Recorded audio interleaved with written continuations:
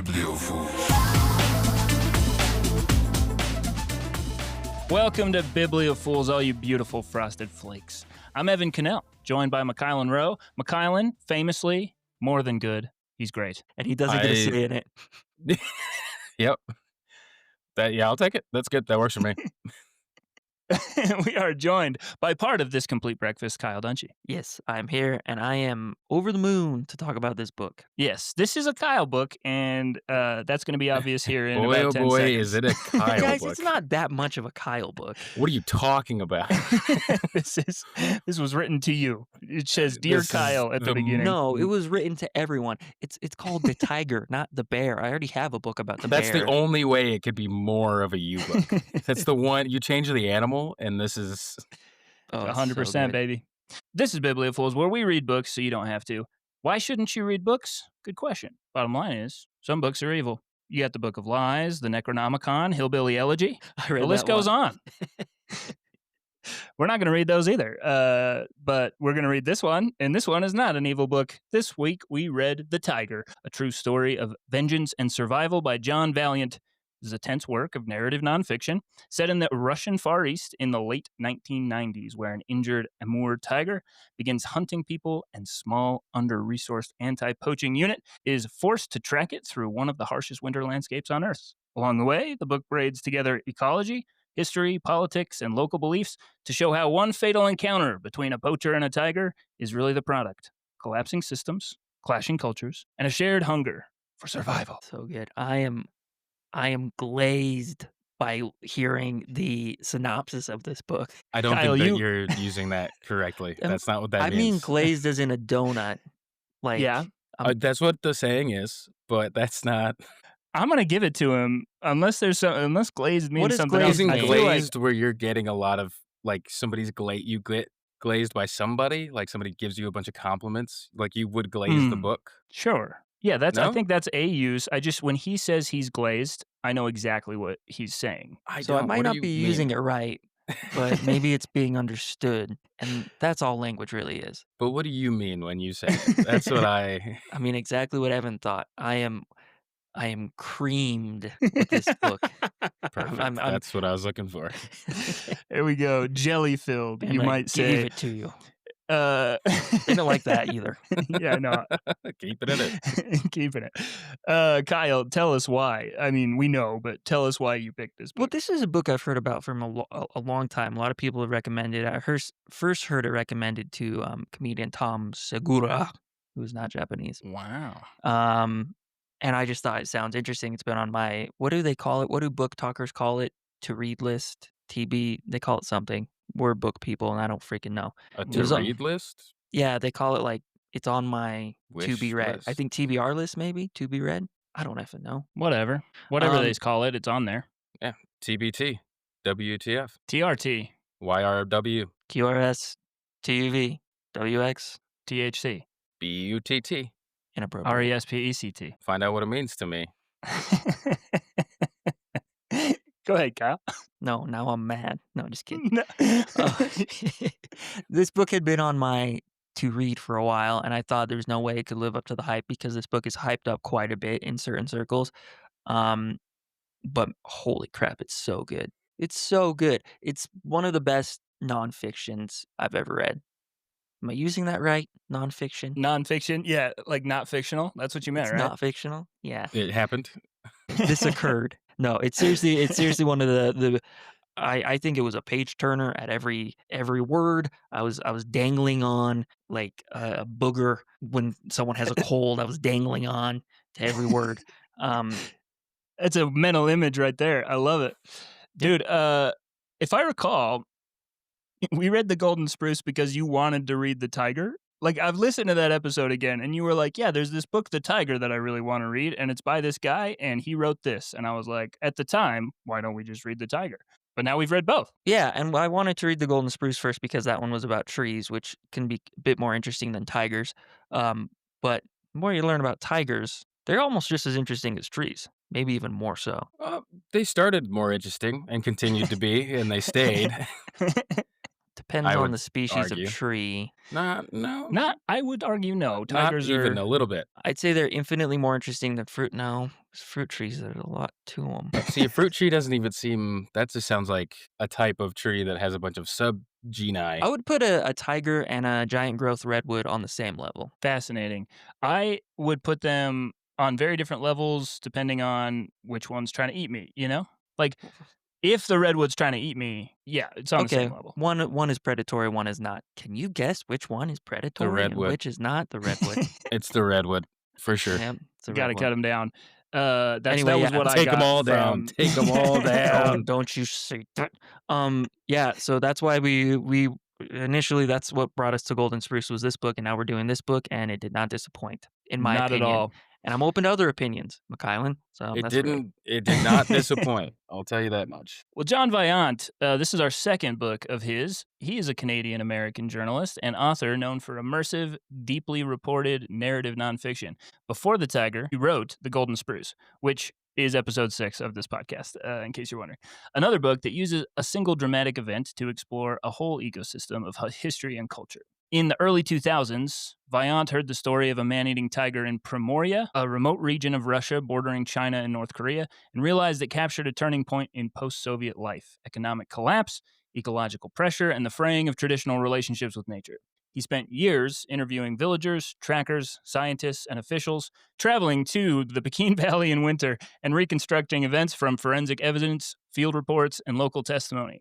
The book was widely praised for its blend of thriller pacing, anthropological detail, and clear-eyed environmental argument, and has become a reference point in conversations about big predators, human encroachment, and the costs of political and economic upheaval. Kyle's so excited. Oh my sorry. goodness. McKylan, Yeah. give us your I'm curious because it seems like what's your thoughts on this? Yeah, What was your man. experience reading this? Because you slammed this in one day, You correct? slam this hard. Yeah. It was a feat of not listening a lot and skipping things. Here's the thing. This is I would have loved a 2-hour documentary. That would have been or a quick little jaunt through a Wikipedia page would have been fun. You know? Because here's my thing, nonfiction is not super engrossing, especially when we're right now where we're at, where you're like, we've read so much stuff that's like, whoa! And like for some like nonfiction, I was just kind of like, this is why we've been doing so much sci-fi. It just draws you in and you get stuck there. I was like, now I get it. Now I get why we do fiction. Is because it's just like things happening and like information, which is cool. And like it's cool stuff. It's cool stuff. Like all the stuff's cool. It's cool. Stuff. It's really cool stuff. It's a cool story. It didn't click with me when we read The Golden Spruce. It clicked with me this time. I think it's like I got 2 reference points. This guy writes about like nothing burger things. Like it was significant that it was that tree, but it's like a guy cut down a tree. In this one, it's like a guy got eaten by a tiger. We're going to zoom all the way in on that. We're going to talk about every possible thing that could have led up to this dude getting eaten by this tiger. Yeah, and it's just I bet because of there's a lot to it because it's like not only that, but Russia in the 90s, not a great place. Russia in the Far East, I didn't even know Russia had that much freaking Eastern territory right above North Korea, right next to China. Like, I don't know, I didn't think about these things. So the whole of it was interesting to me, and I think that helped a lot. And then it did help that the main character was a tiger that ate humans. So that's pretty cool. Always helps. Like what Kylan said, pretty cool. It's pretty cool. cool. That's the thing. It's like I did pretty cool. It's not that I didn't not like it, but it was just it's like a news clipping. Like that's the one thing that always gets in my way is I just compare and it just steals my happiness. Comparison is the thief of joy, is what I've been told a lot and been very angry every time I've heard it. And that There was you go. it was the thief of me enjoying this more. It's because I was just like, oh man, if this was a documentary, I would have eaten this up real quick. So I could I was gonna say that it was the thief of my enjoying this book is my attention span not very long, and he goes into detail about so many things and he does this crazy like time skipping and geography skipping thing, and so I'd like sort of zone out for maybe half of a paragraph, and I'd be like, oh wait, we're in like Africa right now? How Yeah. did we get to lions? What happened? And anyways, it was hard to keep track. It was a lot of like, oh man, so this guy is getting hunted by a tiger, and the tiger steps on this branch of this golden yellow bellied spruce tree. You wanted to say you I did did not want to say golden spruce. so bad. I fucked myself on that one. You could have said any other tree. Anything, and it was just I was like reading it and You said, just okay. mixed the letters together. I was trying to get away from it, but he steps on the branch of this tree, and guess where that tree was from? That tree is actually from Eastern Asia, but the seeds, they're not from Eastern Asia. They're from South America. This is how China bought the seeds of this branch. See, And and I then feel you're like just like, I want to hear about I don't know. It's not a bad book. no, and I want to make it clear. I don't think you dislike this book at all. But there are moments where the main story is about a man-eating tiger, and sometimes it gets away from that, and you're like, can we get back to the man-eating tiger and what's going on with that? I get that. I get that. But he talks about things that I'm like, this isn't going to be interesting. Chinese trade routes with Russians, but then it becomes the most And you're right. interesting thing. No, And it it's doesn't. crazy. You're No, right. it becomes so fascinating and part of the larger story. By the end, though, like you're like, wow, Yeah. that is cosmically significant. Like this thing that we started with, you're like, oh. Yeah, that's what I was talking Yeah. to Kate about it. I was like, you get to the end of this and you go, oh, that's why the tiger killed the guy. Yeah. It's crazy. It's cool, but I guess I'm just picking the offense to say I hated it because I feel like we need something to talk about on the podcast. No, it's okay to I don't talk know. about things we enjoy. It was like a history lesson, which was cool. It's like finding out about a cool thing, and you're just like, wow, that happened? That's crazy. And then you get off the toilet and you go on with your day. You know what I mean? Like, that's just, sorry. And your legs are numb because legs this are book numb. is long. It's So let's get long. into it. We opened the book in December 1997. We were 2. Cute of us. That's and- crazy. Oh, Because I what? always thought, hey man, the 90s were awesome. We were born in the 90s. What a great time. But it's like not in Russia. Not a great time at all. Not a great time. Well, we're in Sobolenya, a tiny logging and hunting village in Primoria, the Russian Far East, not far from the Chinese border. It's a place of brutal winters, untamed wilderness, and almost no economic safety net in the aftermath of the Soviet collapse and a chaotic perestroika years. Wages go unpaid, people survive by poaching, trapping, and gathering pine nuts, and Chinese demand for forest products drives both legal logging and illegal hunting.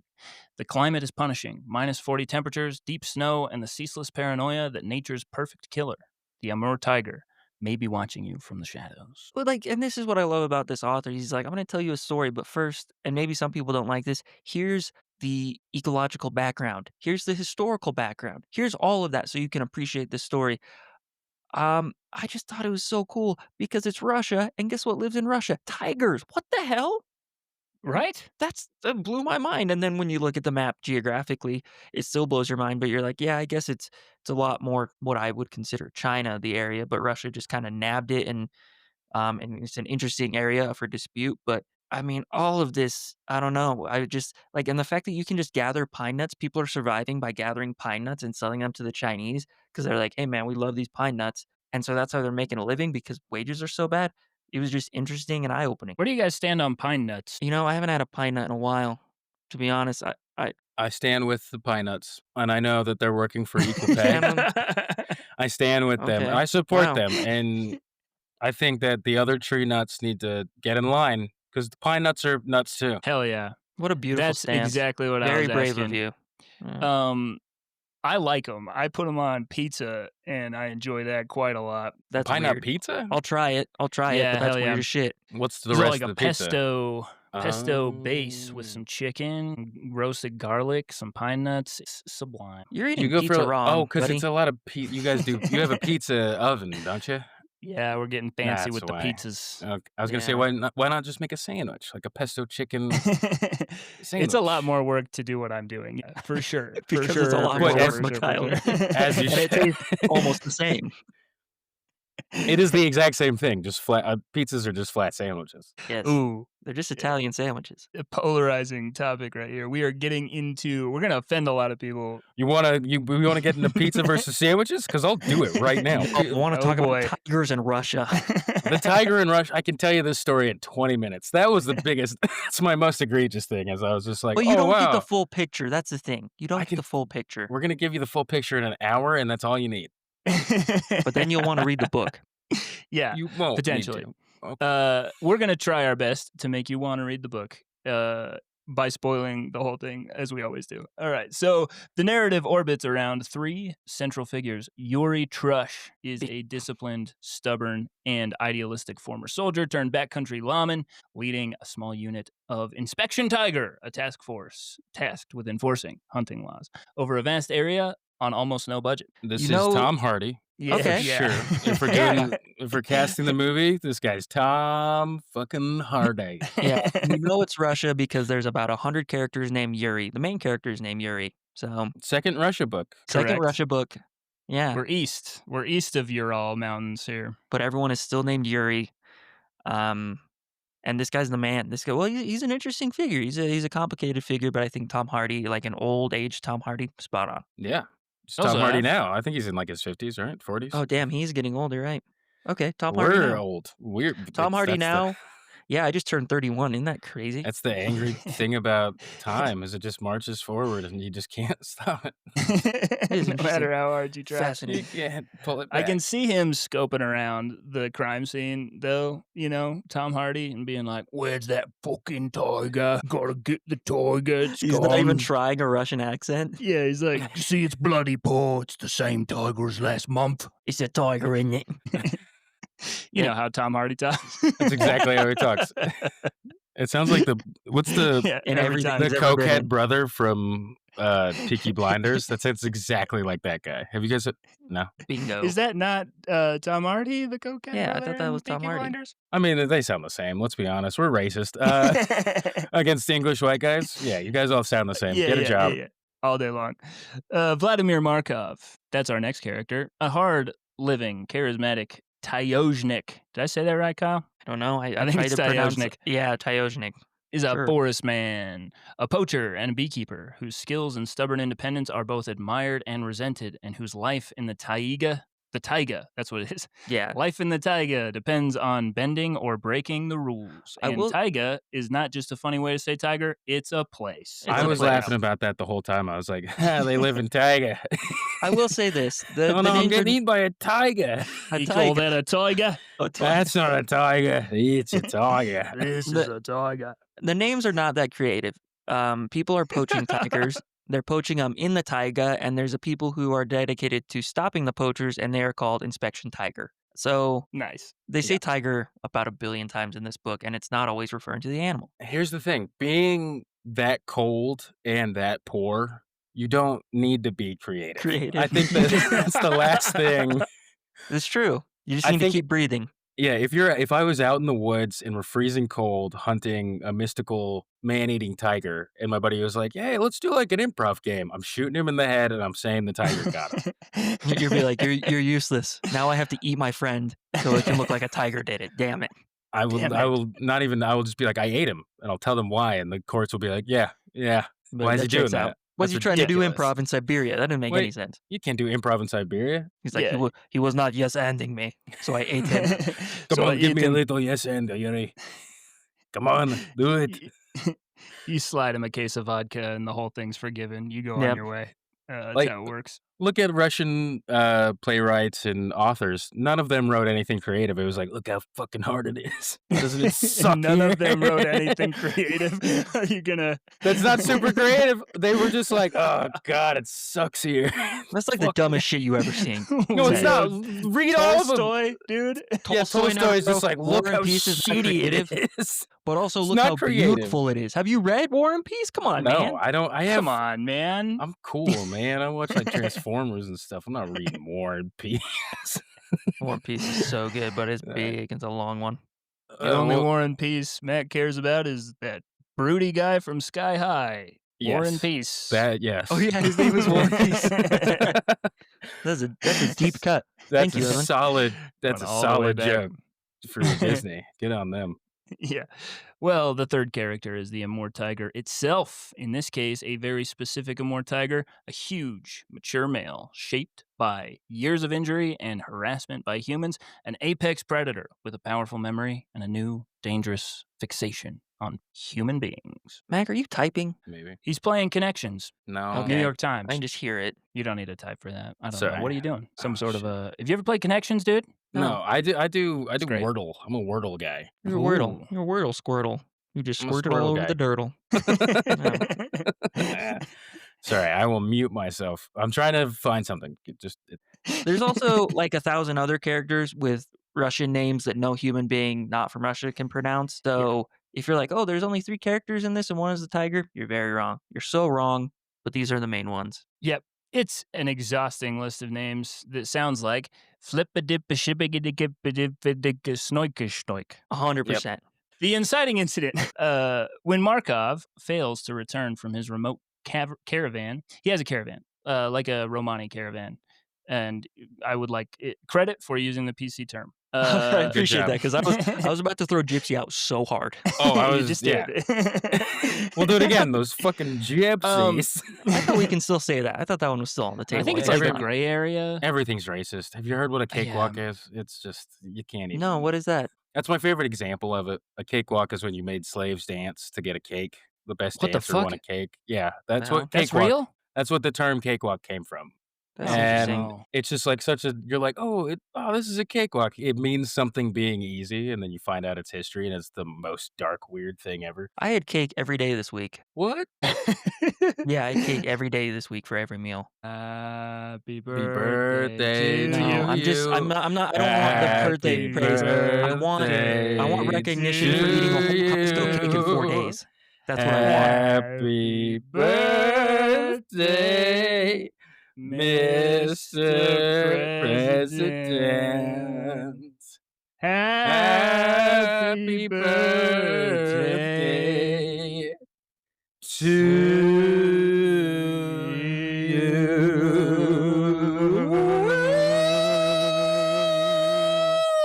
The point is, I ate a full Costco cake in 4 days, and I'm very proud of it. Much like the Amur tiger ate a full man in like a day Yeah, and a dude. half. Yeah, But you he was a real completely. bitch about it and like killed people's friends.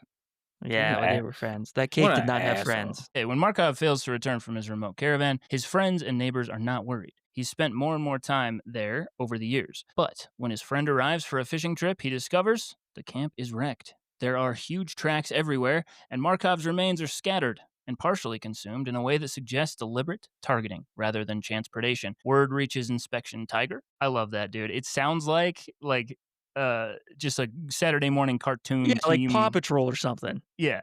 Inspection Tiger reporting for duty, and Trush and his men are called in to investigate what looks like a deliberate and personal man-eating attack in a region where tigers and people usually maintain wary distance. Okay, Markov he's kind of like the funny guy in the group, but he's become kind of depressed because can't feed his family and poaching's illegal. And Trush had actually busted him not that long ago for having illegal weapons. But the tiger didn't just attack him. He when they found him, his head was gone. Like Yeah. his head was not there. His buddies found him without a head.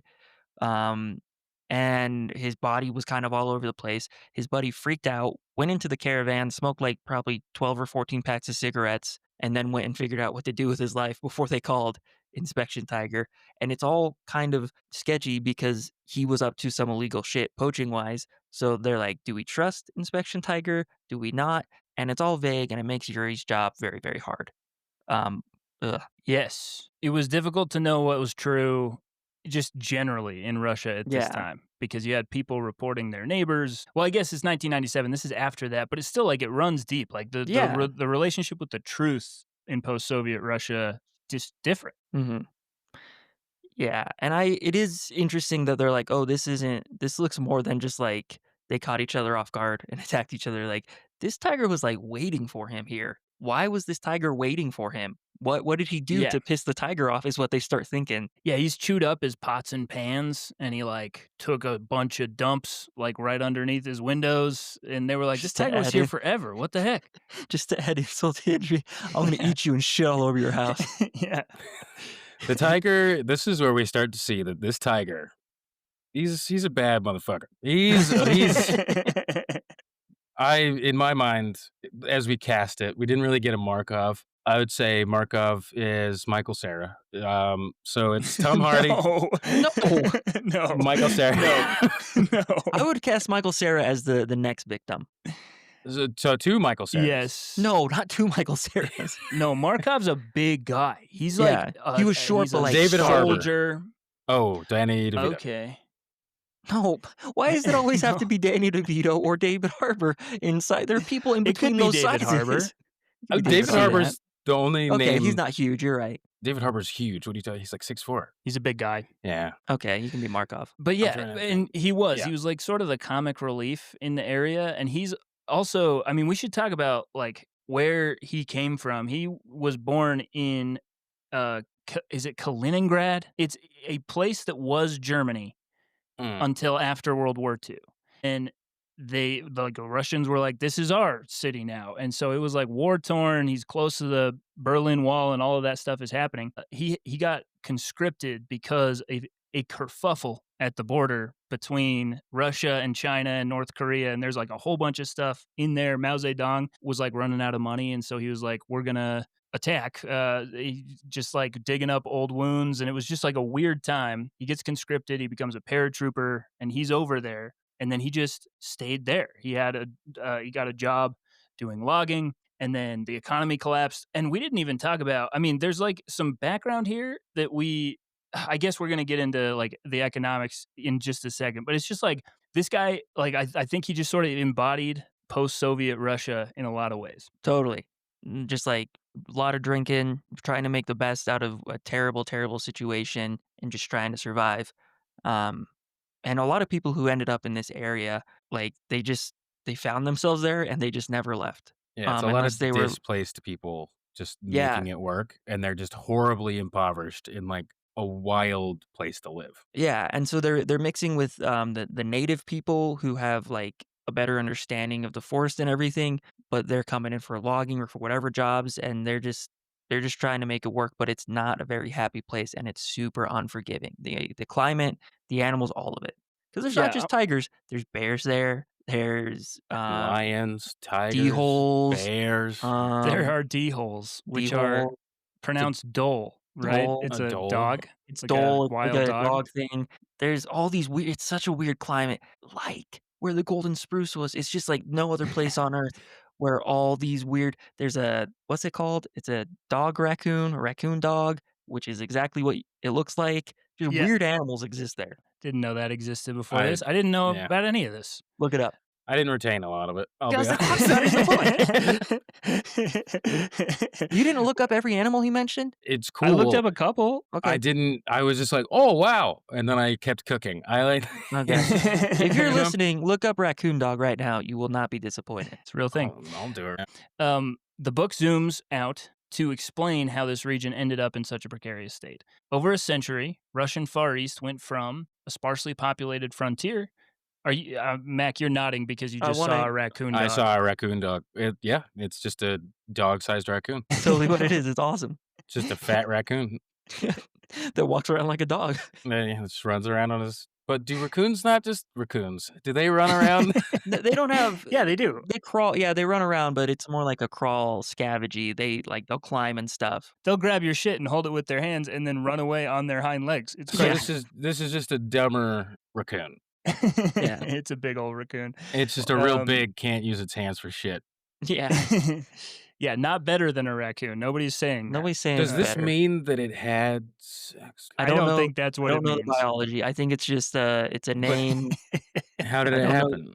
I don't know the genus or the species. They might not even be that related. You never know. You don't know the genus? I don't know the genus or the species. I can tell you one thing right now. It's called a Nyctererutus porochionitis. Mac, we took Wow. Latin. How come you can't pronounce that? That was Yeah. like 15 years ago. Okay, that's fair. Damn. The man makes a good point. Well, the Russian Far East went from a sparsely populated frontier to a militarized borderland and then to a heavily logged resource colony feeding Soviet industry and later Chinese markets. After perestroika and the collapse of the Soviet economy, salaries vanished, state support evaporated, and people survived by turning more aggressively to the forest, poaching the riches of the forest, including tigers, for Chinese buyers, stripping pine cones, and hunting game that was already under pressure. So perestroika, I learned about this. This is a Me new too. thing for me. They just went from full centralized command and control communism to like, hey, maybe we should privatize things and have like a free market because those are seeming to work and ours is collapsing. And so they were like, all right, it's a free market now. And they distributed shares of companies and people didn't know like what they were, like why to hold on to them. And so they sold them for pennies on a dollar. And that's where we got the fucking oligarchs. I Yeah. didn't realize that. They rose to power like overnight because there were just a few savvy people that were like, yeah, I'll buy all your shares. I'll buy everybody's shares. And then suddenly you have, like, to this day, the oligarchs. Yeah, and it happens so fast. I see that was a whole other interest. He doesn't even dive into it that much, but it gives you the opportunity to learn about it and be like, how did we get here?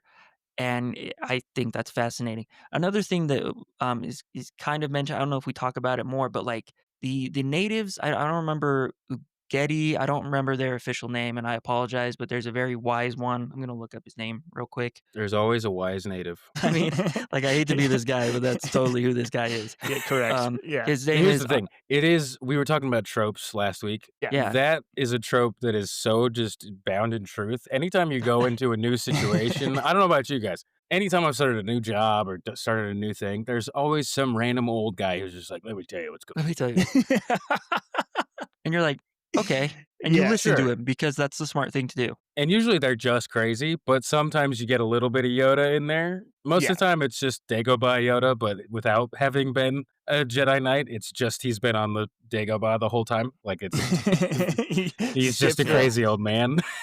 Like he was born there, he lives there, and he's funny. And then sometimes you get the guys who are just like, "Oh, if you do this, this, and this, your life will be better." And you're like, "Oh shit." Interesting. Yeah, so this guy Ivan Dunkai, he's one of the natives there, and he was buddies with Markov. But his Yeah. whole take on it is he shouldn't have pissed off the tiger. He didn't know the full story, but he's like, if you don't mess with the tigers, they don't mess with you. Okay, this book goes out of its way to make me blame Markov, and I refuse. There's a lot of evidence saying though that he messed with the Yeah. tiger quite a bit He beforehand. made a mistake, but the book also does a really good job of painting, like, look how bad this world was. It dehumanized somebody so much and took away this other thing's home so much that they were bound to meet, and this is just, like, a horrible fate. Yeah, and because he doesn't have the years and generations of knowledge like Ivan Dunkai or the, other natives, like he doesn't realize, "Oh, I need to respect it to a degree most Westerners in general don't respect nature." So he's just like, "I'm just going to do what I need to survive." And guess what? The Chinese will pay a ton of money for a tiger, like a Yeah. gross amount of money for a tiger. I'll be set. So all I have to do is shoot one. Problem is tigers are hard to kill. They don't have good ammunition in Soviet Russia at the time. And so he just pisses off the tiger, and the tiger remembers and comes to his house and waits for him and kills him and eats him. And 100%. that's pretty cool. And they do make it clear. They're like, yeah, he pissed them off, but this is where this guy came from. So after perestroika, the logging like industry in the Far East and in this area was like gone. It just they couldn't function anymore. And so the logging went away. And suddenly you have like a whole village of people that are just like, okay, we don't have any way to make money anymore. There's no way to do anything. And they have this like generator. They have a bunch of stuff that doesn't belong there because of communism. Because communism's like, yeah, we need generators everywhere so we can keep up with the West. Let's put one in the mountains over here. And so they like have enough to keep it going, but not really. And you can't earn a wage. And so they're living off of the land in this like crazy, like they revert back to like almost hunter gatherer, like truly hunter gatherer. Yeah. But Yeah. because of like super restrictive laws and hunting laws and permits, like the only people that can hunt are like super rich assholes who aren't even from this area at all. They're like from Moscow. And so like nobody can hunt, but you got to live off the land. And so everybody, there's like a lot of like wink, wink, nod, nod with the law enforcement and corruption and hella vodka. It's just like a very interesting, fascinating place. And it's like, of course he was poaching, you know? Yeah, he was 'Cause desperate. you have to. It's the Yeah. wild this is like the weird Wild Wild West that Wild Wild West. There's a big Wild old Wild s there's East. Wild Wild Wild Wild. East. That song is gonna sound That's very different. that's the sequel that we wanna that's what we wanna see. Seriously, it'd be Will fascinating. Smith, if you're listening, you, Jackie Chan, you're out in the boonies fighting robot tigers. It's oh my Yeah. god, you print money. But the in this time, it's like this wild time where it's you I don't know. We kind of study it with, like, America, but we don't do it in any other countries where we get to really see the effects that, like, these systems have on people and the land and, like, the fallout of the systems of, like, governments. And so I like, that was interesting to me of seeing like, "Oh, shit, they just fucked these people over and then erased them." They were like, "Oh, well, bye." Yeah. Yeah, And that it that it's just an appalling thing to think about, like, the thing that makes you who you are is so society based, right? yeah. And then, society gets erased, but then there's still rules, but you're not a part of the rules, but you have to live by them is an impossible task. Of course, he was gonna die in some weird fucking way. How do you survive in a place that there's rules that you don't know or understand, and then Well, they Yeah. don't provide anything for you? and It's a fascinating dichotomy. yeah, it's crazy, and, like, the average Dichotomy, Hell yeah. that's the 3rd time I've used that on this podcast, once a week. nice, love My it. man's wicked smart. Go I'm ahead, Wicked so Kyle. smart. wicked smart. Do you like apples? Yeah, so it is because like, the Kyle, average do you like lifespan apples? I do like them over oranges, even though it's almost orange season. Oh, yeah. That was not the response anyone wanted. Um, yeah, the average lifespan for these guys is not that old, because of where they live. So Markov's like, he's older. They're like, he's like 40s. That's like an old man. I'm like, this is 1993. Like, no, it's not. Just because it's so brutal and they're literally living off the land. And some people have a grasp on like, I know how to figure this out. I know how to, to deal with the tiger. I know how to deal with these animals. And a lot of people who are not familiar with the area and have been put there to try to survive, they don't. And that's where things get messy. And Yuri's in a weird position because yeah, he's trying to stop these people and he's like taking away their guns, which is their livelihood because they're illegal. But he's like, I also have to protect the tigers. I have to protect the animals, but I know I'm hurting the people. So Yuri's an interesting character in that it's so complicated because of the systems that are in place. And like you said, McConnell, keep in mind some of these guys' dads, they're like, if they spoke out too much, they disappeared. They're gone. Like that's the world they're living in. It's wild. But Yes, then also and that's gone. Yeah, sorry. no, Yeah, no, no. yeah. No, Go you're ahead. right. Yeah, it's like your dad would get killed for talking, and then and then communism leaves, and they're like, "Okay, figure it out, bud." And you're like, Yeah. "But we couldn't talk or form opinions or be our own people. What do we do?"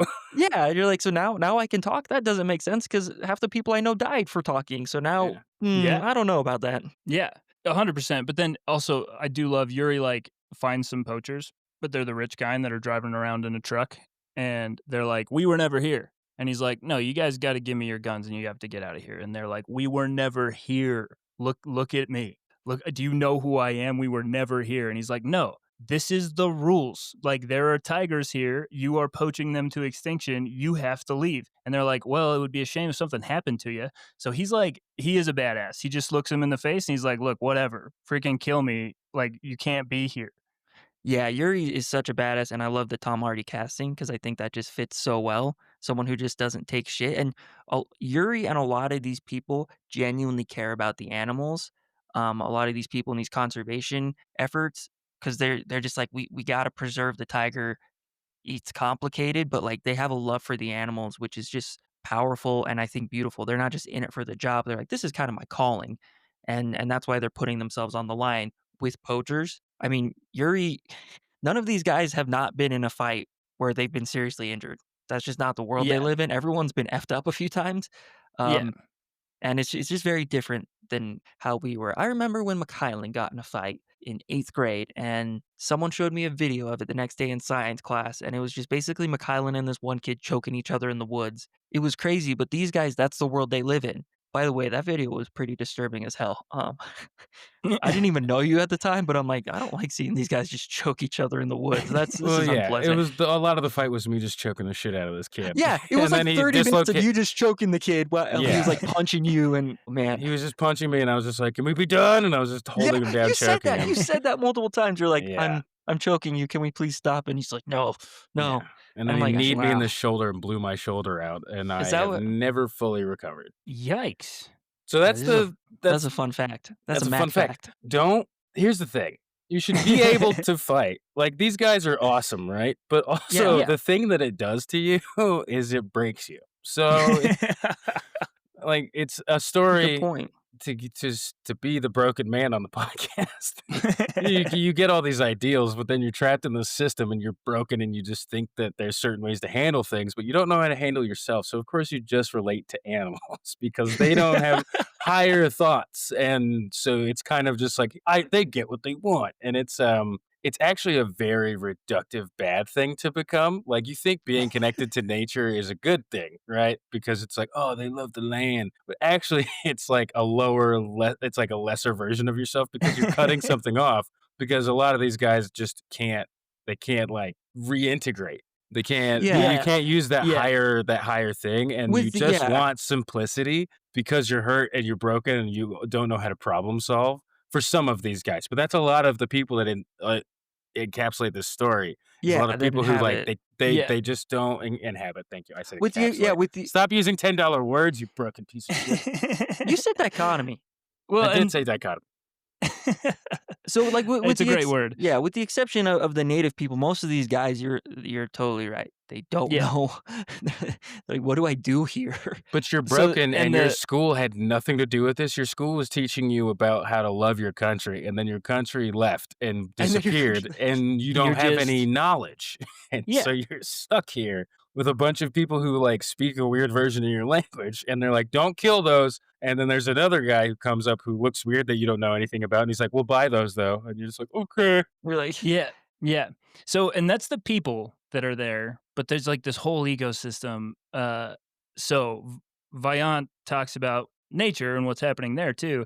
He pauses to profile the Amur tiger, the largest cat on Earth, able to withstand subarctic winters, crush a windpipe with a fraction of its jaw strength, read the terrain and other animals with unnerving precision. We learn how rare man-eaters are among Amur tigers, how most tigers avoid people, and how local indigenous groups regard the tiger as a kind of forest judge or god who punishes those who break the rules. Against that spiritual and biological backdrop, any tiger that hunts humans deliberately is not just dangerous, but profoundly out of balance. Spiritual misalignment. yeah, really. And I mean, it makes sense when you think about it. When you're around these animals and you see them often and they don't mess with you, when one starts killing people, you're like, that's not right. It seems That's so unnatural hubris. to them.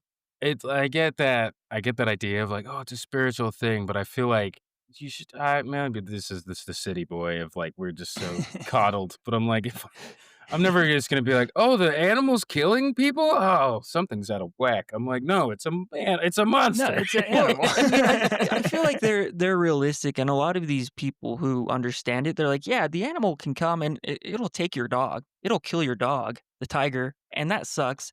And they're like, there's nothing you can do about that.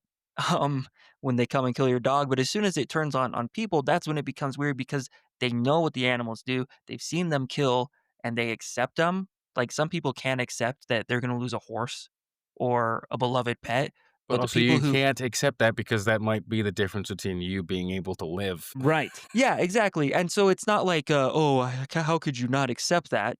Like I said, the people who can accept it have been living there for freaking ever. They have generations. The people who have a hard time are the people who came from the West, were planted there, and they're like, none of this makes sense. None of this makes any sense at all. Why can't I kill a tiger to feed my family? It's killing everything in its path. Why can't I do that? And if there's one thing that's like real hard on ecosystems, it is communism. Pretty much like across the Jeez. board.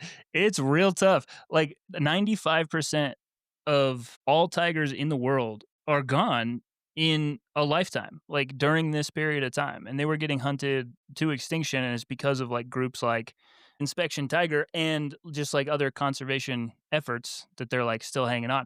There's probably something like 400 of these tigers. They're known as Siberian tigers, but it's a misnomer. These are Siberian tigers though. So like if you've heard of Siberian tigers, that's what these are. That's what these are. And well, I'll talk about it later. But yeah, I mean, it's weird to think of tigers living in 40 degrees below zero in the snow. That just seems weird to me. They're weird to think about at all. They're It's a They crazy. are. weird And it's a when you weird beast. When they talked about its tongue, the tongue looks soft, but the tongue is spiked to push food into its mouth. I was like, "Oh, this thing's a monster. Yeah. really, These are and monsters." it makes you think of like the William Blake poem Tiger Tiger, like where he's just questioning how could a god create such a thing? Like I kept going back to that poem because it's like how is this here? This killing machine, how is this here? And you're totally right. That's right. And they don't roar, they chuff. You know who taught me that? Matt Scarlett Damon Johansson. and Scarlett Scarlett Johansson? Johansson in We Bought a Zoo. We bought a zoo. One of the greatest films of all time. Of our generation, our time, Absolutely. yeah. Without question. When he becomes best friends with a tiger. Oh my god, that part when Matt Damon's talking to his son and he's like, "This is really cool. I was just trying to do a cool thing for you. Why don't you like me?" It takes me down. I'm like, My goodness. I can't wait to have that disagreement with my fictional son. You already had it like 100 times. shave. You want to shave? Let's We'll- shave. We'll go in my room right now and I'll teach you how to shave. Oh man, dads, what a thing. Ugh, What a thing. My couldn't goodness. imagine. So, tigers. That's Tigers. depressing as shit, bro. Before Trush's team can finish understanding Markov's death, another man, the young hunter Andrei Pochepnia, Perfect. is killed and almost completely consumed by what appears to be the same tiger. They know it's the same tiger because it's got one bloody paw that is clearly infected, and so they're able to track it around. The forensic trail tells a chilling story. The tiger scouts cabins, ransacks shelters, and displays a disturbingly human level of planning to anticipate Andre's route and ambush him at his destination. It's literally just waiting for him on his mattress. On a that he has. mattress. Yeah. It's insane. It goes in, it destroys a house of some forest poet, takes out a mattress, and waits by the road until Andre comes by, and then it kills him, and he leaves nothing left of this guy, this tiger. And I don't know if you talk about this, but once the dad finds him and they package up his remains, which is just like a tiny And knapsack. the thing is too light. Yeah, and it's too light, and someone's like, "Hey, where's your son? I heard he was missing." He's like, "Here he is," and he throws the tiny bag at him with his son's remains. It's disturbing as hell, dude. It's crazy. Yeah. And I love that it was like, obviously they look for their own stuff. So I'm just going to leave a trail of your stuff to me to Yeah. kill you. Yeah. Yeah, it's crazy. It's like it is wild. So at this point it's clear this tiger has like the taste. It is wounded and it's like people. I'm going to kill people now. So with 2 dead men and a tiger that now seems to specialize in humans, inspection tiger and local hunting inspectors abandon any lingering doubts. The hunt becomes urgent, methodical, and morally complicated. They're now pursuing a specific animal that has been maimed by humans, but that is also actively hunting their friends and neighbors. I don't see the moral ambiguity of this part. Like, I get that you're like, oh, it's too bad, but shoot the thing. It's like a monster. Okay, I get the animals are beautiful, and I do love animals. Mushroom's right there being Oh, annoying. Majestic. He's a gorgeous little monster, and I love him. But, like, kill the thing. It's not it's not So- a hard thing. Well, Shoot I mean, it is hard to kill a tiger. No, it's not. It's hard maybe to carry out, to find it physically and to do shoot it? it. No, Yeah, yeah. it's hard to the 1, 2, physically. 3, yeah. But the like moral when they every time they morally- were like, "Oh, it's so hard to do it." I'm like, "It's not. It's a No. monster now." Well, and even Trush has hunted and killed tigers who have killed people before, because that's kind of, it's like if it kills a person, you kill it. Trush has Gotta killed go. tigers before, and it's like I think it's, but there's also weird rules. Well, not weird, but like for communist Russia, like post-communist Russia, there's rules like you can't kill a tiger unless you get specific permission from someone. So they're waiting on the permission to come. At this point, it's like, yeah, this thing needs to freaking go, because it's only like 2 weeks after the first guy's death. Andre was just some kid who had a very bad home life, like pretty much everyone does here. And he was desperate and he went to hunt, even though everyone's like, stay out, there's a man-eating tiger. but he went, he was killed. He's like the most innocent, saddest part of this book to me because there's no evidence he did any wrong. But you're right, morally, it's like you just killed a tiger at this point. Like there shouldn't be a question of what to do. Yeah, but this book is very in line with, like, the No Country for Old Men of it all. Like, this is like, Anton Chigurh is the tiger. Is the tiger? Yeah, okay. 'Cause it's Yeah. because it's just like we just there's not a really a they put a lot of rhyme and reason to it, but it's just like it's almost that mythical level of just things happening where you can't really ascribe reason. It's just like these systems were put in place and they fell away, and we were put into a situation that is not natural, and naturally everybody started to act weird, and it resulted in death. And it's kind of that's nihilistic to look at it that way, but that's how it feels of I am reeling over the parallels with Anton Chigurh. I just feel like this tiger totally would be like, "This coin has been traveling its whole life to come to you. Call it." You know, like that's this tiger, and he's been shot, so he's like limping yeah, around on a yeah. bloody Yeah. leg. He's like, "Yeah, I will find you." But And it's it's without reason. I think that's the yeah. biggest thing. Like, even though it uses reason to catch the people, like, you're outside of the realm of, like, thought in this whole Yeah. situation because it's just it's just wild. Like, it's Yeah. Yeah, and I think Tiger King did so much damage to tigers in general because like, a tiger he that grew himself did do so much actual no, he did, but, just like directly one to one yeah, and tiger damage. he talks about this, but, like, tigers that grew up in captivity are not wild tigers. Just like people who grew up in the city are, like, not the same people who grew up hunting and fishing out of like, for survival out of necessity. The tiger we're dealing with is not like a fun, goofy thing. This thing is a killing machine. It's not gonna let you pet it. It's like it has years and years of evolution, and he gets into it and how our, ancestors might have been with larger tigers, and he compares us to baboons, like the modern day baboons and tigers, and how that's how we would be. That part was so awesome, and I wanna talk about it forever. But, like, it's a lot harder to kill and track a tiger than we might think, even with the guns we have, because these things are just freaking brutal. There's a reason they're so deadly when they want to be. They're just everything evolutionary. They're silent, and I don't know, they're But terrifying, deadly.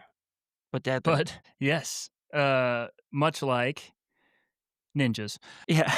Once they're hunting the tiger, they're like, "We're not gonna go out at night. That gives the tiger too much of the advantage." But Like, that's we're only but before we jump super far ahead into the actual hunt, the the tiger itself, like, when they're going through how like, when what's his name, Yuri is piecing together just how the tiger did all this stuff, like, he starts to assign, like, thoughtfulness to the tiger, and I think the book kinda asks you to think, like, "Is the tiger, like, a genius?" And part of me just was like, "No, I think that I think we've just built like, we think that we're smarter than animals, you know? Yeah.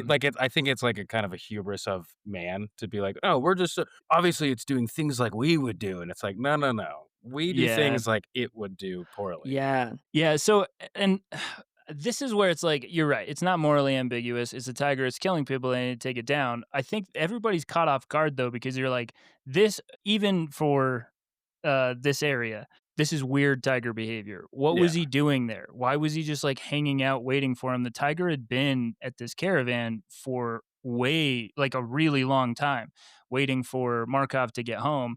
And then they leave the extremities. Typically, they don't pick a skeleton clean. And when he kills Andre, he picks him clean. He doesn't leave anything. And so they're like, this is super, super weird tiger behavior. Right after he killed Markov, he goes to like a logging facility and tears apart an outhouse where like there's a good chance Markov took a shit. And they're like, okay, like he hates this freaking guy. What's the tiger's deal? It does seem like oddly vengeful, which reminds me of In the Heart of the Sea, where you're like, why did the whale do that? Like whales don't do that. Every once in a while, an animal's like, I'm gonna do revenge, Yeah. which Yeah. is metal. Well, no, you're right, and Mikhail, and we're like, "Oh, that's human behavior," but it's like, but animals are also capable of that, and we Yeah. don't give them the credit that, like, of course, a tiger can remember who shot it and the smell of where it lived and where it's been and track it down and kill it. That's all within the normal realm of tiger things to do. They just don't do it often. It's a more animal thing, like, to I feel like revenge itself is like a more because what is it? Tracking, hunting, like all Yeah. that kind of stuff. That is a animal behavior. It just in this book it was talking about like it's starting to think like a human, and I was like, maybe we should take Okay. ourselves off to this pedestal. I We don't know. don't, Yeah. Yeah, Yeah. that's fair. you know what I That's mean? fair. Like the animal is so it's more like give it the respect it deserves. Like this thing is built for this. Yeah. No. And we're just Mhm. seeing like the unfortunate fallout where it's like don't think that this thing could do this at any time, but it's hurt and it's sick and like it doesn't have enough food in this area to support itself because we're not supposed to be here. So it's not thinking like a Yeah. human, it's thinking like itself. The humans are in the wrong place. Yeah, I think you're right. It's not like, whoa, this tiger is crazy. It's like this is what a tiger really is and what a tiger is really capable of and what it's always been. But we just think, like you said, in our hubris that like, no, that's not tigers are sweet and No, they're it's just like animals. It's like it's like, no, these no, things are machines. yeah, they've evolved to kill and be silent in a way that most animals haven't. So you're right, like I think the book is being like, put some respect on the tiger's name because when you don't, this is what happens. Yeah. Yeah. Yeah, exactly. Yeah. So over days of Sub-Zero tracking, at this point, yeah, they're like, we got to find this thing. Trush's team and their allies follow the limping trail through deep snow and steep ravines while trying to protect stubborn locals who still slip into the forest for pine cones and game because they have to. They have that is their food. Yeah. So the tiger circles the village of Sobolonia, investigates cabins, and even stakes out an empty bunkhouse, waiting for its next human target. Finally, trackers pick up a hot trail that leads towards a dead-end logging road at Svelty Creek. There, in a bare clearing, the tiger springs an ambush, roaring and launching itself at Trush from close range. In mere seconds, the animal takes 11 bullets in midair and collides with Trush and dies in front of him, his rifle jammed down its throat. Trush survives with claw wounds and the knowledge that he was seconds from Markov's fate. And the only reason that it played out that way is because at the last second, there were 3 guys, Trush and 2 other guys, and at the last second, one of them's like, we need to not be single file. So they spread out. The tiger attacked Trush, and that gave the other 2 guys a clearing to shoot it 11 times in midair while Trush was also shooting it, and it still effed him up. Yeah. And this was an injured tiger that was starving, and that's how dangerous it is. It Oh, is man. wild that he stabbed him with a gun, though. Like, the gun went all the way down his throat, I and he mean, shot him twice. That's crazy. Yeah. It's very cinematic. it is It very is. cinematic. That seems like something out of like the movie version of this, where it just like ah! And, like kill the Yeah. final monster, shove the they- gun in its mouth, and then unload the clip. And Yes.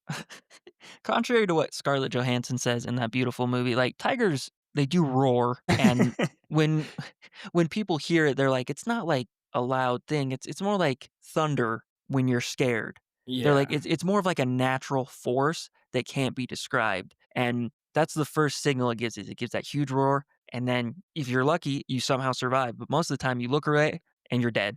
Like You're done. you're done. Yeah. That's it. Yeah. because that's and also that's their how- whole thing. They're built for killing you quickly. Yeah. They're literally built like ninjas. Like their whole thing is they have finger length. We didn't even get into how insane tigers are enough because that's Yeah. how The crazy they are. anatomy. Sure. They Sure. have finger length fucking what's it called, fangs. Yeah. They can see your body heat or whatever. They can see like where your blood is, so they know to go for the fucking jugular. And then what was the other thing? And they have to eat a full kill like a day to be fully fed. What was it? Yeah, it was something a lot more than I thought. They're for some reason. constantly hunting. They Yeah. never stop. They can never stop Yeah. their whole life. Like to 'Cause they're- survive, they have to eat like a full deer a day. And if they And- miss that by even a little bit, they're starving. And this thing has missed it by like 4 weeks. And Yeah. freezing because all of those calories power like the body heat. Like this, it lives in the tundra. It's below freezing all the time. And it's like it's having to create it's got like internal heating powered by its kills, which was another thing that the author I feel like was getting. He really wanted to pound home the fact that like when a tiger eats you, you become part of the tiger. I feel Yeah. like he was doing that a lot. He was doing that, and I love this author, and I'm probably gonna read all of his books. There were 1 or 2 times where, and he did this with the trees too, where like he tries to make like he throws something sexual in there, and I'm like that didn't fly very well. I can't remember. He's like we know he you was- hate the sexual stuff. No, I love the sexual stuff. I'm a very sexual man. Especially for trees. For trees. No, but like at one point he's like a tiger can be as gentle as rough with its tongue and fangs as to rip a gazelle to shreds or lick a tender nipple. And I'm like, that's just a weird comparison. What? But did you guys not get that part? No, I missed that. I miss That's that. You It must amazing. have just didn't skipped it. even stick with my brain. It's subtle, but I'm like, did he just talk about caressing a nipple with your? Okay, anyway. Um, It's the but kid who loves trains trying to be like, "Hey, you wanna go for dinner?" You're just like, "I'm not gonna listen to this. I don't need to be a part of this." oh man, but yeah, he talks about well, and it is weird because like the tiger it's eaten two people, like, and it's processed two people, and It's not biologically enough. it's inside of him, and it's not enough. And so they talk about these like were tigers, which are in the mythology, and it's like, yeah, I get where that idea comes from because the tiger consumes the person and like and it's got man inside of it. And so it's a weird thing that's not fun to think about and it's really disturbing and seems unnatural, but as we've learned when tigers are put in bad situations, it's not that unnatural for them to kill people. That's right. And that's why right after they kill it, they skin it and they cut it open. And David Harbour pops out and he's like, "Thank God, I'm it was so free. dark in there." Oh, Into the woods oh. shit where it's like still alive for some reason. Both people were alive and they're like, oh, no big deal. Oh, holy crap. That was great. It's just Tommy Lee Wow. Jones at the end of Men in Black. Yeah, It's my favorite gun. It's like you were Yeah. just inside a tiger, homie. What are you talking about? Yeah. This is- Well, in the aftermath, as the villagers file past the dead tiger and react with awe, grief, rage, or pity, Vion slowly widens the lens. Forensic evidence shows the tiger had been shot at many times before Markov, carrying a lifetime of metal under its skin. The human tragedies ripple outward. Andre's father later dies by suicide, and Sobolanye continues to decay under economic and ecological strain. The final chapters track the decline of tigers across Asia and the slow dismantling of Inspection Tiger itself, arguing that what happened in the Bikini Valley was not an isolated rogue animal story, but the product of stacked histories: empire, industry, corruption, poverty, and superstition, all culminating in an ecosystem that has been pushed past its limits. Beautiful. It's so good and it's so sad, especially the aftermath because Andre's best friend who he grew up with, he's part of the tiger hunt with them. And when he sees them before they skin the tiger, he's like, "Can I kick it for my friend that it ate and destroyed?" And some people are in awe of the tiger, and some people, like you said, they're spitting on it, and it's just such a sad thing, and it doesn't end happy because Inspection Tiger gets dismantled. Everyone loses their job eventually because no one could figure out how to run systems there, and it ends on a very sad note. I mean, they did successfully bring back. It's not in this book, but I did do a little Google, Yeah. and they did bring like the tiger population is thriving. So Yeah, it's Nice. okay. It was 400 or so when this book was At, written. at time And of writing, where yeah, are we and at now? now it's like no, that's it. 700. Yeah, I think it's like 500 or 600, right? Yeah, it's something better. But like when you think there are 2,000 tigers in Texas, which is another statistic it mentions, um, you're like, That's oh damn, wild. damn. It's doing better though, and so you're right. It's worth looking up how the tiger populations do. Somehow, despite all the mess going on, in a lot of those places, it's doing better, and that's very encouraging. It does make me respect the Jurassic World movies more because I was always like, it's so dumb. Why would rich people want to buy a velociraptor? It's so stupid. And then I read about this and I'm like, oh, yeah, no, Yeah, that's well, That's exactly what what would happen.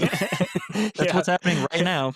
yeah, 100%. Truth is dumber than fiction. Well, I It's almo thought. Well, Go I was ahead, just gonna Scott. say, like, to McKellen's point in the Running Man, it's almost like we never learn. It's almost like these books are telling us something and we never figure it out. It's like these Yeah, books are for nothing. Yeah. which I think it's like that's what I really liked about this book in particular is it's so easy, I think, to be like, well, how dare he poach and how dare he shoot at a tiger and like take out a predator, right? That's one angle. And then I think it's easy as well to two-dimensionalize the tiger's position and be like, oh, well, rogue tiger. You got to put Mm, down a rogue tiger. Both true. Both also, like when you zoom out and you talk about the history of like what was going on in Sobolanya economically and why people like they had no jobs, they had to get food somehow, and then the poaching with tigers, the habitat destruction, the fact that like people were encroaching on their place, and then like taking their food, like scavenging their kills. Like I don't know, you zoom out far enough like this and you go, of course this happened. This seems no longer like a tiger or a man making bad decisions or doing bad things. It seems like just the natural result of processes. Like systems produce this every time. Yeah, Yeah. when people are forced to still the meat that a tiger has killed, like, of course, there's gonna be some bad interactions, and guess what? Like, they don't give enough credit to the animals. Tigers aren't gonna forget that you took the meat to feed your family, and it's not gonna care They give too because much it's credit. starving too. They give too much credit. It's like we keep acting like these animals are mythical creatures, and it's like, no, nature is just beyond us. That doesn't make it bigger than us. It's just, it's in like a weird. It sounds weird because I'm talking about hubris, but like that's what it I is. I don't know, I That's what mean, it is. Like we but should when you just respect it. We know what it Yeah. is. Look at the fucking thing and be like, that's what that is. Yeah, but, like, when you think about it and you learn about the tiger or probably any animal for that matter, it does become, like, weirdly mythical, and it's like, "Wow, we exist with this thing. We share an Earth with this thing, We but we don't. take it for granted every time." We I don't mean, we exist with this should. thing. We No. do exist with this thing. What do you mean we don't exist with it? I mean, it's Godzilla's world. We just live in it. Yeah. That's what it Okay, is. no, And you're right.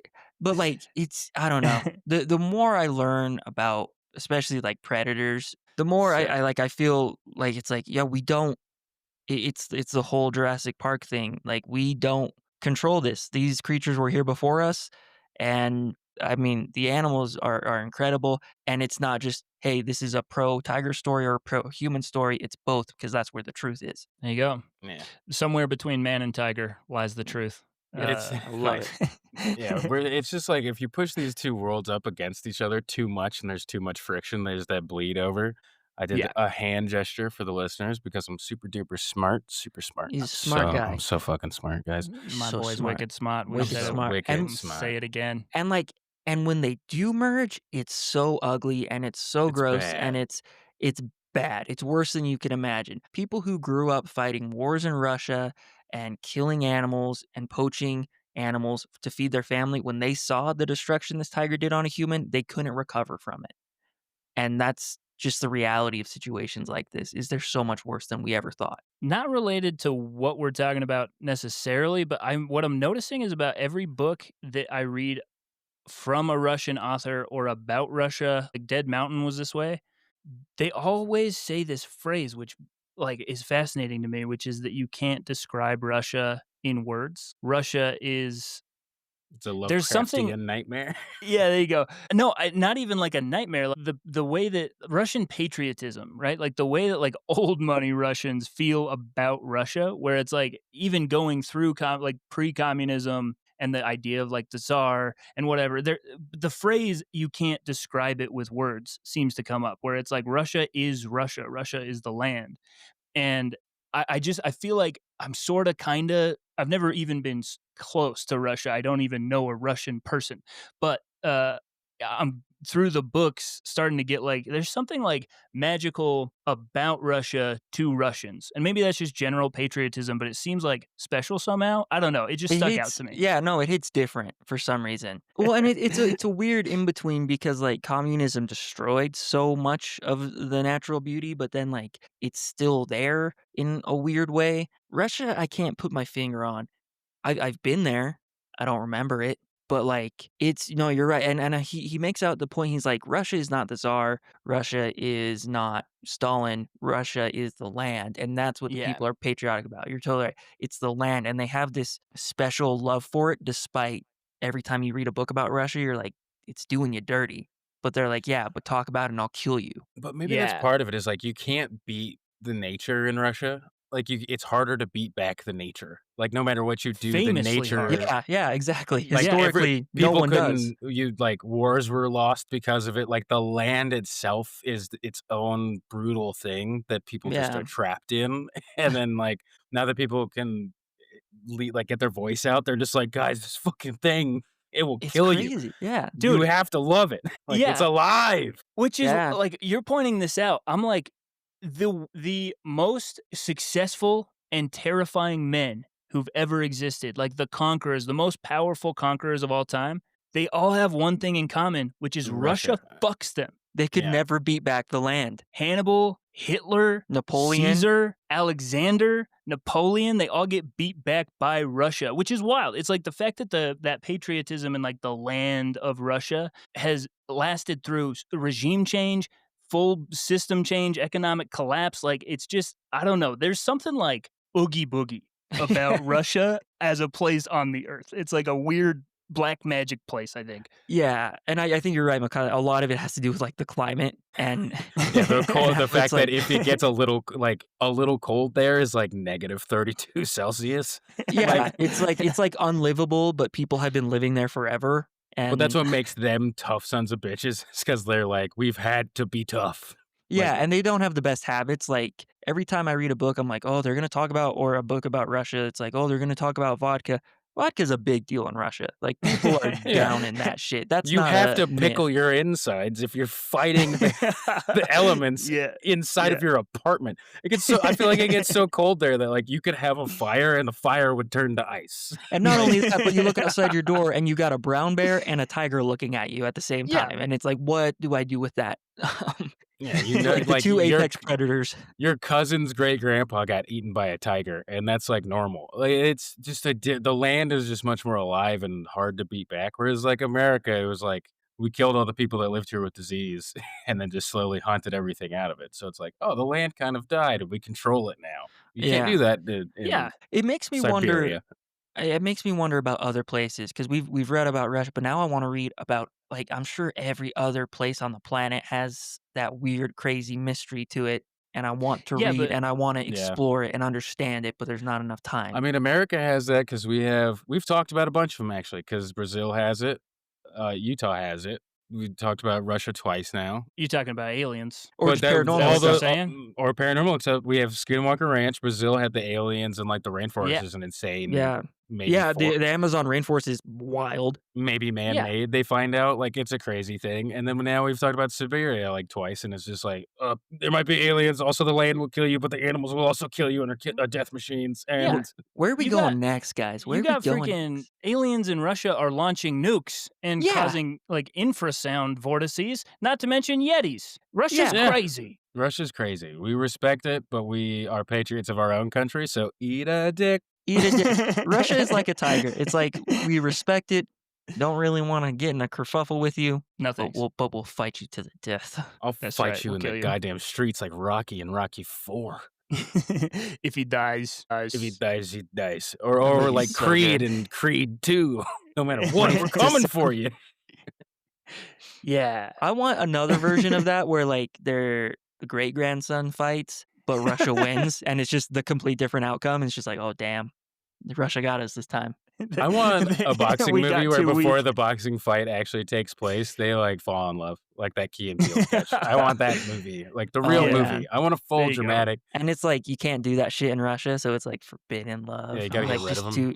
Yeah. 2 guys, just Jacob sweaty Elordi guys. and Alexander Skarsgård are just like, "Oh, we can fight. Yes. We want the Yep. love." And then an Okay. infrasound vortex comes and Goes- sweeps them away and and, ma- and kills makes them them in kill each crazy other. ways. And then they have to fight a tiger with their bare hands like Idris Elba in Beast. I didn't see that. Now Wow. I have to watch that. That's cool. Awesome movie. Not Exact same realistic. setup as this. Does he actually My kill the goodness. tiger? I'm not gonna tell you. Well, if he Oh, does, okay. that's not realistic. I learned that no one can kill a tiger can't with the kill a bare tiger. hands. Well, it's a lion, so it's different. You can kill those with your bare hands for sure. Yeah, I can, For you, sure. you for can sure, kill for 2 to sure. 3 of them. A male one? Come on, come on. Put me in a cage with 4, they're dead. I'm just kidding. No, I can't. I don't know if I believe that either. Well, shout out to John Vaillant. I really hope I'm saying that name right. I said it wrong every single time, the first time with the Golden Spruce. But he did his friggin' homework. He was there. He traveled to Primoria in the winter, interviewed villagers, trackers, scientists, officials, stood in some of the same landscapes where the events took place. I do love when somebody goes real deep. It's awesome. Thanks, John. I love you so much. Kyle loves you, dude. Well, we talked about Golden Spruce. Before the Tiger, he wrote that book, Battle Logger Who Cut Down a Sacred Tree in British Columbia. Both books, he uses a single dramatic act, felling a tree, killing a man, as a spine to explore a whole web of cultural, economic, and ecological history. It is very cool. It is It's a big cool way to brain. write. It's a big brain way to write.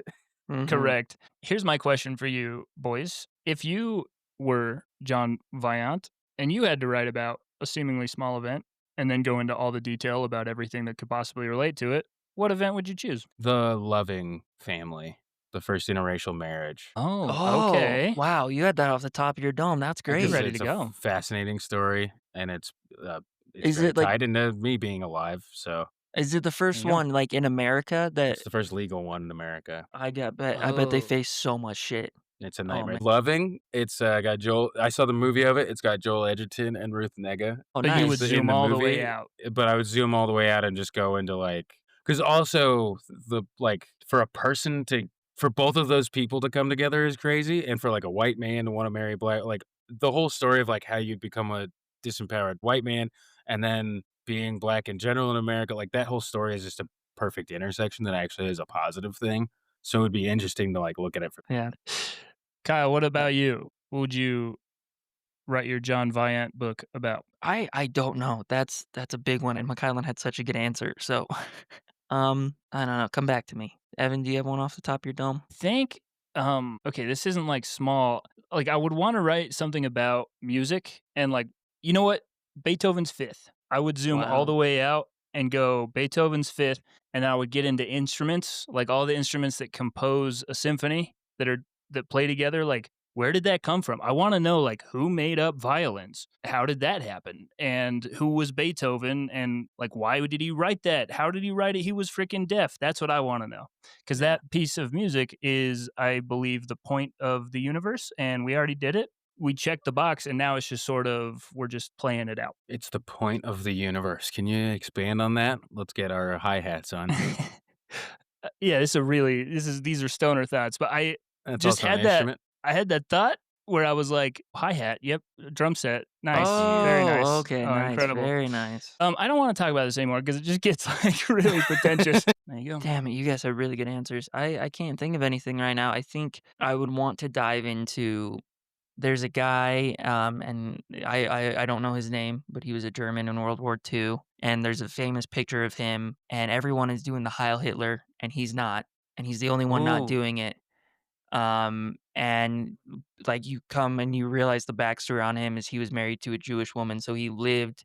I think someone like that who like just defied, evil in such a way that's just like not even big or showy, but just like I'm not going to participate in this. I think maybe someone like that. I definitely contrary to. I mean, I love animals and I want to dive into animals, but I think I'd We know. do a deep dive into like a person who did something that is extraordinary in my eyes. And I But love a story about an act of defiance. That's always yeah, awesome. yeah, Yeah, I something would like read that. the hell out of that book. Yeah, you said Especially- that, and I was like, that's the best one. Yeah, I that's mean, I awesome. don't know, and I only know that story because it was brought up in a book I just read, but it was Mein Kampf. no, it's brought up in the book Cast by Isabel Wilkerson. It's like the How many opening books are story. you reading? Yeah, Kyle's reading 3 to R1, I think, is what's happening. I do read a few in between, but that's okay. It's What wild. the fuck?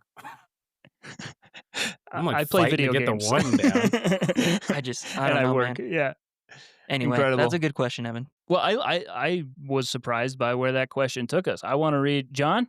You got some work to do. You got 3 Yeah. golden book ideas here. The loving, that couple is well documented. Maybe I'll find a different. I mean, but I'm glad you're bringing them up and I'm glad you just texted us the link. I want to read more as someone who is in a mixed Oh, it's a race movie. marriage. You're lucky. You can just watch the movie. Okay, well, I want to read the book though. No, I'll watch the movie. But There you go. yeah, Just but watch, I'm that giving you. It's 2 hours versus 12. Just do that.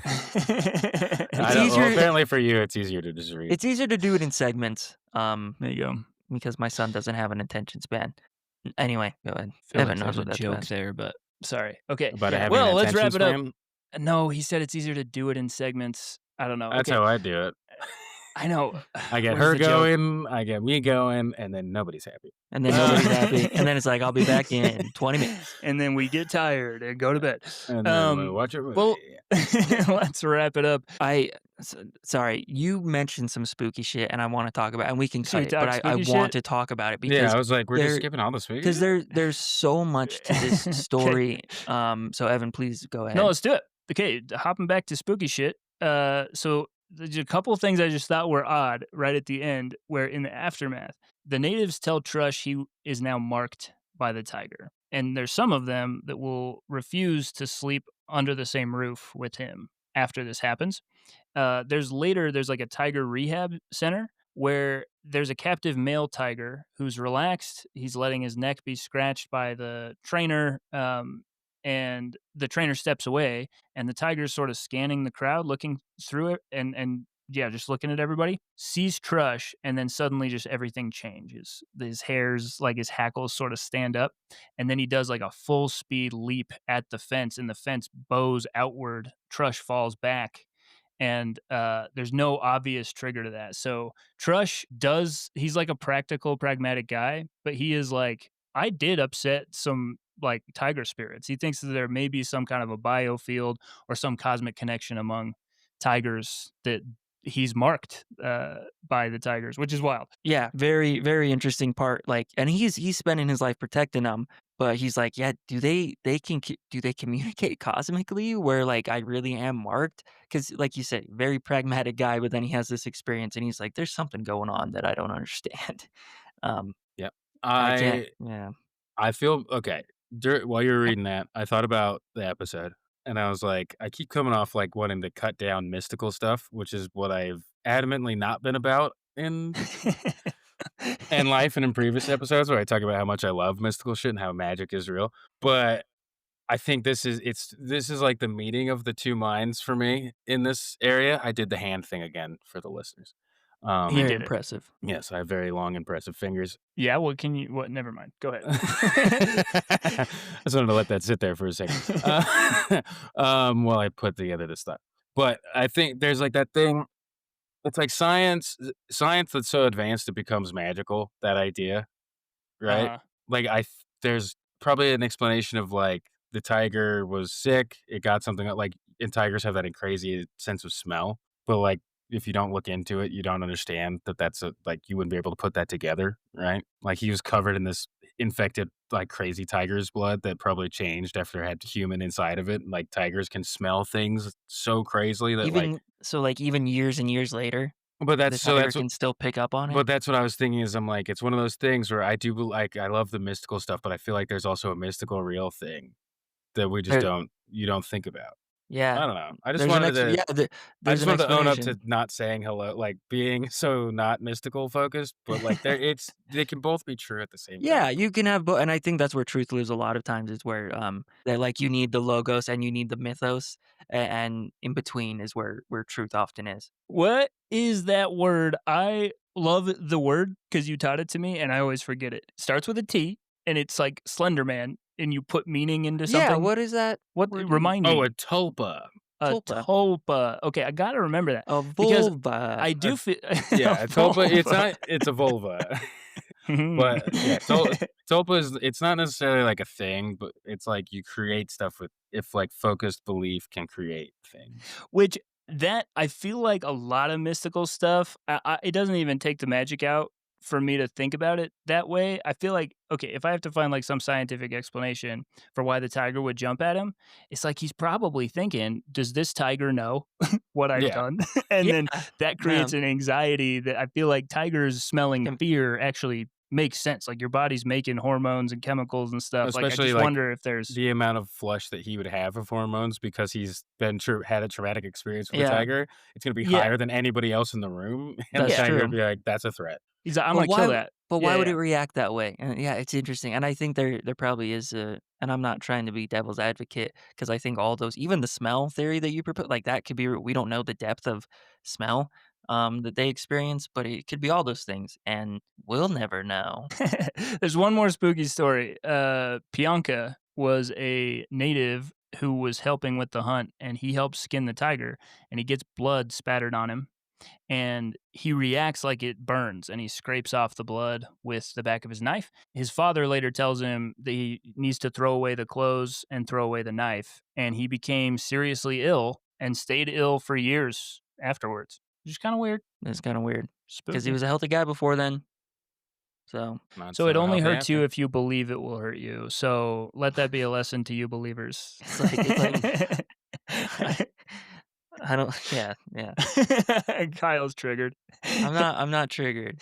I'm thinking of. I'm actually thinking of a joke. It's like ghosts don't bother me because I don't believe in them. This is something someone said once. I'm like, oh, there might be some truth to that. Yeah. Nice. But belief is not a bad thing, and if you believe in something, that's great, and it doesn't make you a dumb person. No. Especially if you believe in life after love. Shout out Cher. Yeah. Shout out Cher, the real mythical creature in all this. The real, yeah, exactly. Yeah. She looks like Well, one now. Isn't she? there- Yeah, really. And isn't she dating like a 10-year-old or something? Well, maybe like it's a Money 20-year-old. does Pretty sure. money does wonderful things. I do have one thought though. Is like, oh fuck, I lost it. But no, oh So shit. sorry. It's probably not anything good. It's probably just me pretending like I'm smart for another 10 minutes. That's all this podcast My is. boy's That's all this wicked is. smart. I'm I so will wicked say it the smart. third time. It's I us can being do like, this shit in "Oh, my sleep. yeah, thank goodness." Oh fuck. It doesn't Book in matter. one word. Let's do it. Thing. Well, Yeah. my book in one word. Okay, this I thought was funny, and I had a thought. I was like, did you write the whole book because of this like weird coincidence? But a system in mathematics that is a like cause and effect, where one state causes another state, and that state causes another state. You know what they call that? Tiger. A Markov chain. Whoa. Whoa. Weird. So my word will be Markov. Damn. Well, now our name. words are gonna suck. My book would be umwelt. Oh, That's your a book? terrible word. Your What? word? Okay, let me take that again. Umwelt? My word would be umwelt. If you actually read the book, you'd know what it meant, and it's significant. Well, now you have to explain what it means. It means like seeing things from someone's perspective. So I like described that at the beginning of the podcast. Don't try to no, dunk but on from me. an animal's perspective. So like you and your dog go for a walk. You have an experience, but your dog has a different experience, and that's the dog's umwelt. And if you can dive into the dog's umwelt, you're seeing that experience from its perspective. I probably didn't do it justice, but I like that, and I thought it Yeah. was cool. That's good enough. I mean, it's just like empathy. Just empathize. See things. It's perspective, you know. But that's like the indigenous, one of the indigenous tribes over there. Like that's their word, right? That's where that comes from. That was I like think a so. German psychologist or something. So we so probably not use that related. to lock up Jews. So we don't like that. One of these Operation Paperclip Good motherfuckers. one. Oh, Yeah. jeez. Okay, my word is terrific. This book was terrific. F you guys. I try to come in with some words, and it's either too dumb or my word is terrific. And you know what else? It's great because this book was great. Screw you guys, man. Well, another book in Evan's the word was the books. name of a character in the book. I didn't say that one was good either. I'm sorry. Were you mad about that? I'm mad because it's so good. You can't just be like, oh, let It's me not sum so up the good. book It's a with the name of a name. Right. character. Oh, it's No, it's cheating. so good. It's so good. It's so good. It's tasty. Nerd. It's dangerously nerd cheesy. shit. Not even cool nerd shit. It's like nerd shit that nerds are like, ugh, you nerd. Also, thank you to our thanks sponsor, Tim Meadows. Tim Meadows. Follow us around Spotify, Apple, Audible, everywhere that podcasts are. Emails are received at bibliofools@gmail.com. We know that because we got one time. Send us an email. Why don't you do parting advice right now? My parting advice is to treat the earth like you want to be treated. The golden rule, but with animals and nature. Yeah, but it's John Vaillant, so it's the golden sprule. The golden. You guys can't. It doesn't make sense. What the hell? Goodbye.